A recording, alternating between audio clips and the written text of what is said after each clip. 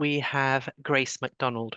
And Grace gave birth to the world's first IVF boy, Alistair, in Glasgow in January 1979, becoming the second woman after Leslie Brown, Louise's mum, ever to have a child following IVF. And Grace was one of at least 282 volunteer patients to be treated with IVF at Oldham between 1969 and 1978. And only two of them, Leslie and Grace, went on to have a live birth. My IVF journey, which started 50 years ago, brings back so many memories of the support and friendship Alistair and I were so privileged to have with Professor Sir Robert Edwards. My first memory of Bob was meeting him on the 15th of February 1977 at Kershaw's Cottage Hospital, Royton, Oldham. My preconceived ideas of what he would be like was totally wrong. Instead of a serious academic, Bob was a down-to-earth, very approachable, kind, caring Yorkshire man with a wicked sense of humour. He introduced himself and then asked what the score was on the football match on the TV in the ward. He immediately put me at ease as he explained the procedure I would be following. He was very friendly, down to earth, and reassuring. That was just Bob's way. He explained what was going to happen and that I was not to worry.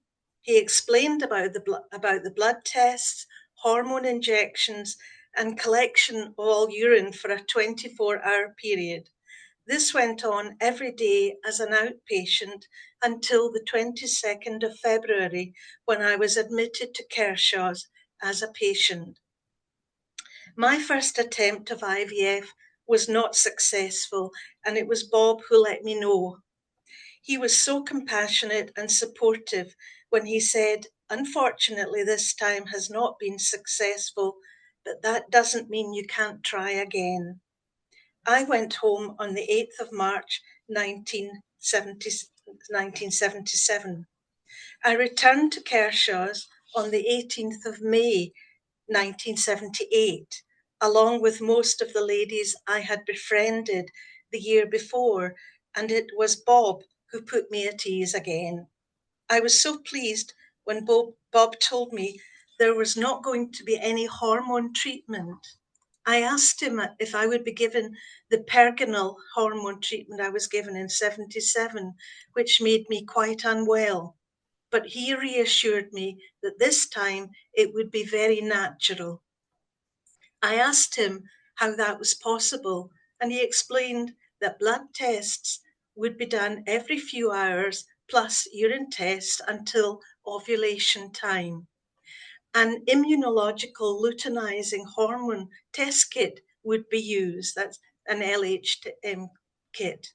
As before, Bob was so patient, taking time to explain and answer my questions, never talking down to me. Only one egg was retrieved, and Bob wrote in his notes, "One egg retrieved, and it's a beauty." That was my Alistair.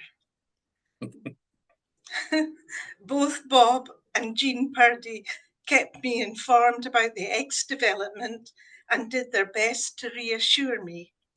After the egg was reimplanted, they kept a close eye on me, always encouraging me and taking the time to let me know how things were developing in the laboratory. One day, Bob came to see me and told me I was not to be upset because most of the other ladies with me at that time were going home as they had not become pregnant. He told me everything was going well for me. From then on, Bob and Jeannie gave me so much support and encouragement. Bob even took me out to the Turk's Head pub in Royton for lunch a couple of times to get me out of the hospital, as by then I was on my own, as all the other ladies had gone home. Patrick was retiring from the NHS, so Kershaw's would no longer be available. One more group of 21 ladies was coming in. We had a party for Patrick and we all signed his card from the Ovum Club, as we decided to call ourselves. Even although Bob and Jeannie were kept so busy with so many ladies to monitor, they made a point of spending time with me. Their kindness and reassurance was so comforting and will stay with me always.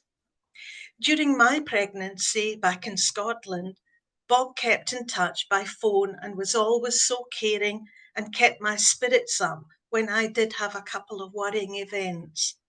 When Alistair decided on the 14th of January that he was not waiting until the 14th of February 1979 to enter the world, Bob and Patrick set off in a snowstorm from Cambridge to deliver Alistair at Stobhill Hospital, Glasgow.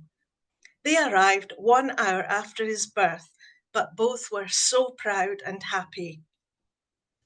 The press conference held in Glasgow shortly after Alistair's birth was where they announced to the world the birth of the first IVF baby boy and the second baby. From then on, Bob, Patrick and Jeannie maintained a close interest and bond with Alistair and with me. In September 1980, Bob invited us to Cambridge to see around Bourne Hall. He arranged for us to stay with Bunny Austin, his boss and the laboratory chief. We spent a wonderful week with Bob and Ruth and will never forget those great memories, especially watching Bob sitting with Alistair on the floor at Bourne Hall playing with his toys. Bob continued to keep in touch and always encouraged Alistair in everything he was doing. In May 1992, Bob asked us to meet him in Oldham, where a plaque commemorating the achievements of Bob and Patrick and Jeannie was going to be unveiled at Oldham and District General Hospital, and he wanted Alistair and Sally Steptoe, Patrick's daughter, to do the unveiling. Alistair and I were so grateful that Bob chose to spend a few hours afterwards with us again at the Turk's Head in Royton. There were so many happy memories created at the Bourne Hall baby celebrations and birthday parties for Louise Brown. Again, Bob always made a point of spending time alone with Alistair and me to catch up. I always loved listening to Bob explaining to Alistair what he was working on, be it about stem cells or other areas of genetics or embryology. A very fond memory I have of Bob was when we attended a symposium in London in May 2005 to celebrate 2 million IVF babies. After the event, we were so happy to spend a few hours with Bob before getting him onto the last train for Cambridge. There was a very close friendship between Alistair and Bob, his hero. And whenever we saw him, he could not have been more kind or supportive to both of us. We loved the time we spent with him. He always gave Alistair advice and loved talking to him. He took such an interest in everything Alistair was doing. They both had a very similar sense of humour and were on the same wavelength.